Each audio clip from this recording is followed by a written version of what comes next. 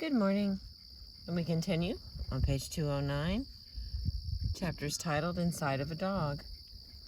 Her personality is unmistakable and omnipresent in her reluctance to climb the steep steps out of the park, but then forging ahead of me strongly and gamely, in her great spasms of running and scent rolling of younger days, in her delight at my return from a long trip, but not dwelling on it, in her checking back for me on our walks, but also always keeping a few paces apart. For a dog who is in fact wholly dependent on me, she is incredibly independent. Her personality is forged, not just in interaction with me, but in the times wandering outside without me, in exploring her space alone. She has her own pace of life. Despite the wealth of scientific information about the dog, about how they see, smell, hear, look, and learn, there are places science doesn't travel. It perplexes me that some of the questions I have most often been asked about dogs, and that I have about my own dog, are not addressed by research on matters of personality, personal experience, emotions, and simply what they think about. Science is quiet. Still, the accumulation of data about dogs provides a good foothold from which to extrapolate and reach toward answers to those questions. The questions are typically of two kinds. What does the dog know? And what is it like to be a dog? So first we will ask what dogs know about things of human concern. Then we can further imagine the experiences, the umwelt of the creatures who have this knowledge. 1. What a dog knows. Claims about what dogs know are made constantly. Oddly, they tend to cluster around the academic and the ridiculous.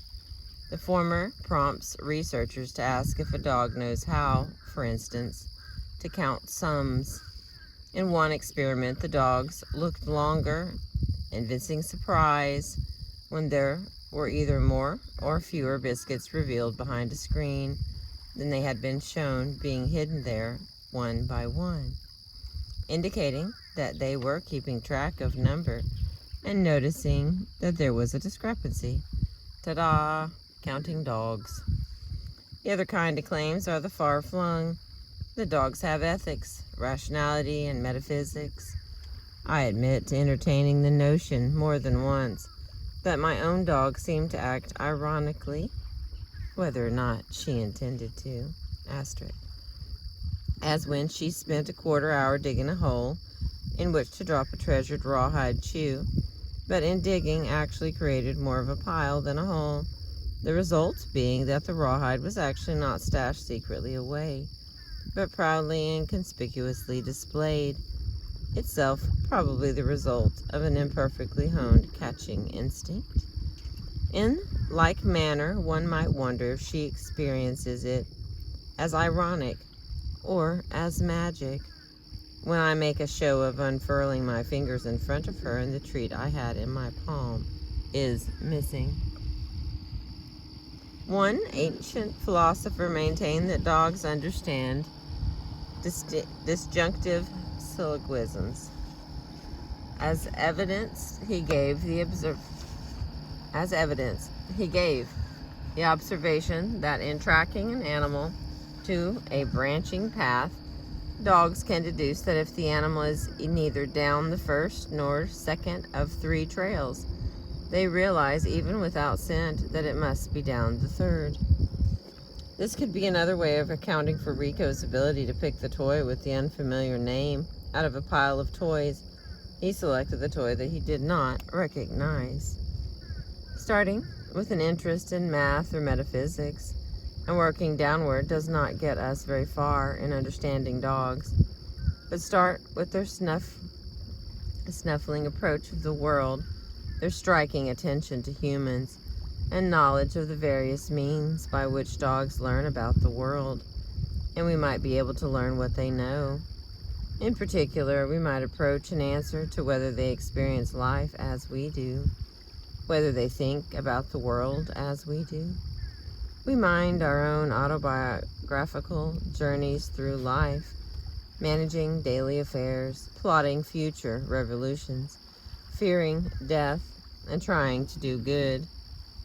What do dogs know about time, about themselves, about right and wrong, about emergencies, emotions, and death?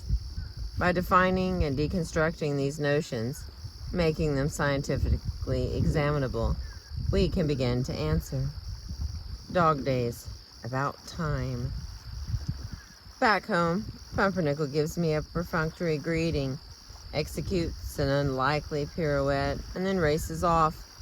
Over the course of the day, she has located all the biscuits I left around the house for her, and has waited until now to consume them, gobbling from the one balanced on the chair's edge, to the one on the doorknob, to the tricky one on a towering pile of books, which she delicately plucks off and spirits away. Animals exist in time. They use time. But do they experience time? Surely they do. At some level, there is no difference between existing in time and experiencing time. Time must be perceived to be used. What many people mean, I suspect, in asking whether animals experience time is, do animals have the same feelings about time that we do? Can a dog sense the passage of a day? And critically, are dogs bored all day at home alone? Dogs have plenty of experience of the day, if no word day to call it. We are the first source of their knowledge of days. We organize the dog's day in parallel with ours, providing landmarks and surrounding them with ritual.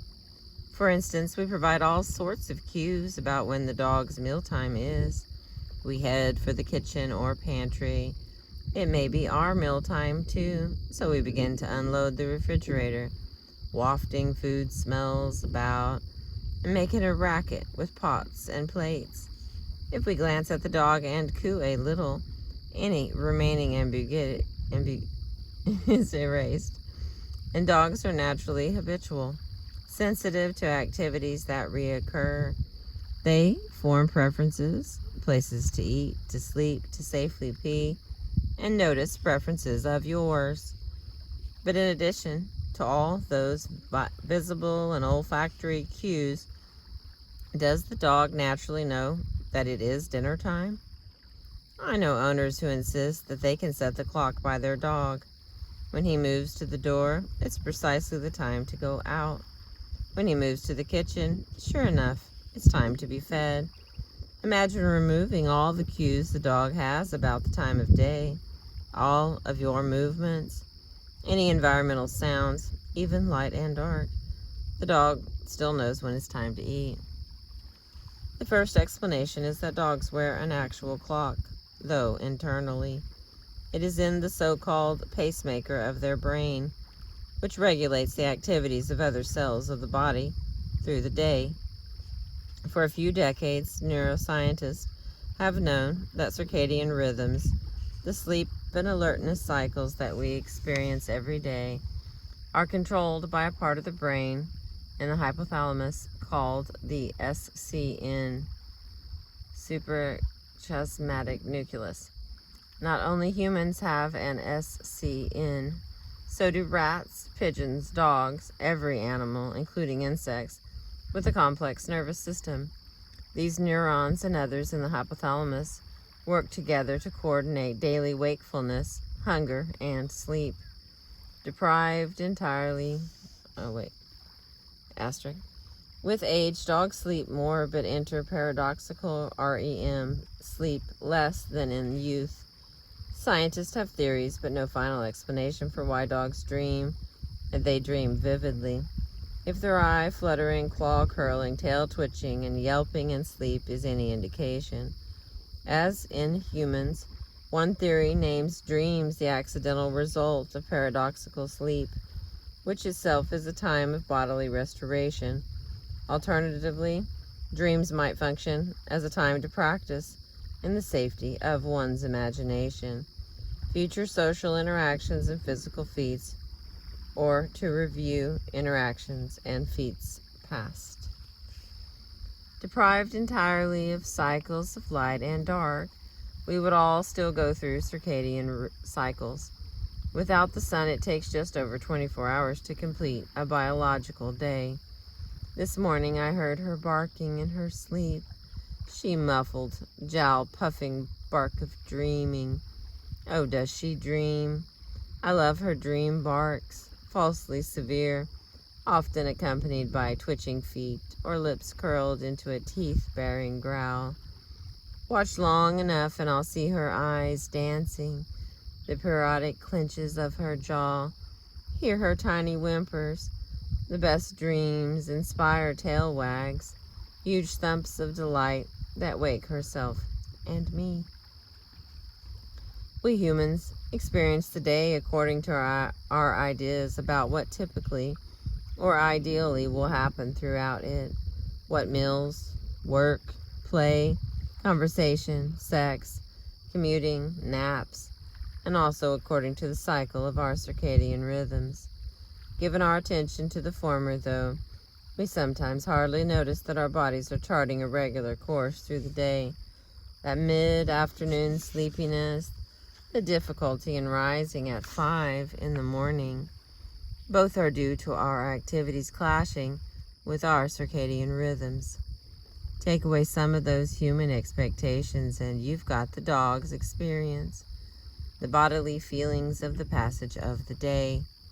In fact, without the societal expectations to distract them, they may be more attuned to the rhythms of their body, telling them when to rise and when to eat. As per their pacemaker, they are most active as dark gives way to dawn, and markedly reduce their activity in the afternoon, with a burst of energy in the evening. With nothing else to do, no papers to shuffle, no meetings to attend, dogs nap straight through that afternoon. Slow down. Even without regular meal times, the body goes through feeding-related cycles. Right before it is time to eat, animals tend to be more active, running about, licking, salivating in anticipation of food. We see this food sense when a dog pursues us relentlessly with panting mouth and appealing eyes. Eventually we figure out it is time to feed the dog. So in fact, one can set the clock by the dog's belly. And even more impressive, dogs maintain a clock operated by other mechanisms not yet fully understood, which seem to read the day's air, our local environment, the air in the room we are in, indicates, if we have the right indicator, where we are in the day. Although we do not typically sense it, it is just the sort of thing a dog might notice. If we attend carefully, we might notice the gross changes of the day, the cool at the moment the sun sets, or the time of day registered in the amount of light streaming in the window. But the day's changes are infinitely more subtle than this. With sensitive machinery, researchers can detect the gentle air currents that form as a summer's day ends. Warmed air pulled up along the inner walls, creeps along the ceiling, spilling into the center of the room, and falling along the outer walls. There is no breeze, nor even a noticeable puff or waft. Yet these sensitive machinery, that is the dog, evidently detects this slow, inevitable flow of air, perhaps with the help of their whiskers, well positioned to register the direction of any scent on the air. We know they can detect it because they can also be fooled. Brought into a room that was warmed, a dog trained to follow a scent trail may search first by the windows when the track is really closer to the room's interior. She is patient. How she waits for me. She waits as I duck into the local grocery store, looking plaintively, then settling down. She waits at home, warming the bed, the chair, the spot by the door for me to return. She waits for me to finish up what I'm doing before we go outside, for me to finish talking with someone during our walk, for me to figure out when she is hungry. She waited for me to finally realize where she liked to be rubbed, and for me to finally begin to figure her out. Thanks for waiting, kiddo. Dogs have not been tested on their ability to detect a specific length of time, but bumblebees have.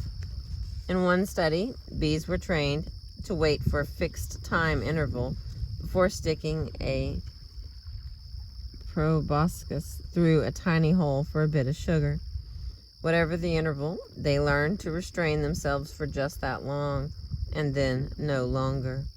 When you're a bee waiting for sugar water, a half minute is a long time to wait. But they patiently tapped their many feet and did so. Other well-experimented on animals, rats and pigeons, do the same, measuring time. It is probable that your dog knows just how long a day is, but if so, a horrible thought occurs. Mustn't dogs be terribly bored enduring that day all alone at home? How can we tell if a dog is bored? Like other concepts whose applicability to dogs we are curious about, we first need to get a handle on what boredom looks like. Any child will tell you when he is bored, but dogs don't, at least not verbally. Boredom is rarely discussed in the non-human scientific literature because it is one of the classes of words whose application to animals is thought suspect. Man is the only animal who can be bored. The social psychologist Erich Fromm declared, "Dogs should be so lucky." Human boredom is rarely the subject of scientific scrutiny either, perhaps because it is seen simply as a part of the experience of life, not as a pathology to scrutinize. Its very familiarity gives us a way to define it. We experience it as a profound ennui, E-N-N-U-I, as an utter lack of interest. And we can recognize it in others, in their flagging energy, in an uptick in repetitive movements, and a decline in other activities, and in rapidly waning attention. With this definition, the subjective becomes objectively identifiable in dogs as well as humans. Flagging energy and reduced activity are simple to recognize. Excuse me. Less moving and more lying and sitting. Attention may wane straight into protracted bouts of sleep. Repetitive movements include stereotyped, aimlessly and endlessly repeated, or self-directed behaviors. We twiddle our thumbs when bored. We pace. Animals kept in barren zoo enclosures often pace madly, and thumbless have twiddled equivalents, licking or chewing skin or fur obsessively and constantly, pulling out their own feathers, rubbing their ears or face, rocking back and forth. So is your dog bored? If you return home, excuse me, if you return home to find apparently restless socks, shoes, or underwear that have magically migrated some small distance from where you left them, or straggled bite-sized reminders of what you threw in the garbage yesterday, the answer is both yes. Your dog was bored, and no, at least not during one manic hour of chewing. Imagine a child complaining, "There's nothing to do." That is just the case for most dogs left alone. Left without anything to do, they will find something. Your solution for the sake of your dog's mental health and for the sake of your socks is as simple as leaving something for them to do. Even if you return to find the house a bit unkept, a warm depression on the forbidden couch cushion, what is also reliable is that the dog is still alive and usually looks well. We get away with leaving them, with boring them, because they generally adapt to their situation without much complaint. In fact, dogs take comfort in habit and reliable occurrences, just as we might. If so, then their boredom may be tempered by resignation to the familiar, and they may even know how long they typically need to stay in the suspended animation of waiting at home for you. It is one reason why your dog may be waggingly waiting at the door even when you try to quietly sneak in at the workday's end. And it is why I leave more treats hidden around the apartment the longer I will be gone. I'm telling Pumpernickel I'll be away and leaving something to mind the time. Thank you for listening this morning. We're on page 217. I appreciate you.